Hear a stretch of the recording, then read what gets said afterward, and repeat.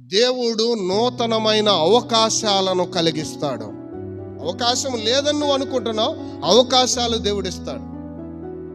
నూతనమైన ఆత్మీయ జీవితాన్ని ప్రారంభిద్దాం. నూతనమైనది అంతేకాదు, నూతనమైన ఆశలతో క్రొత్త సంవత్సరాన్ని ప్రారంభిద్దాం. ఎలా చెప్పరే? ఎలా? నూతనమైన ఆశలతో. పాత వాటిని చూసి దిగులు పడి ఏం చేస్తాంలే అనుకుంటున్నావేమో. దేవుడు అంటున్నాడు, నూతనమైన ఆశలతో ఈ సంవత్సరాన్ని ప్రారంభించి, ఎందుకంటే క్రియలు నేను జరిగించబోతున్నా. నూతనమైన అవకాశాలు, నూతనమైన ఆశలు ఇలారా దేవుడు మనలో కలిగిస్తానని వాగ్దానం చేస్తున్నాడు. కనుక నూతనమైన ప్రారంభం మనం చేద్దాం. ఇదే మన ప్రమాణం దేవుని దగ్గర.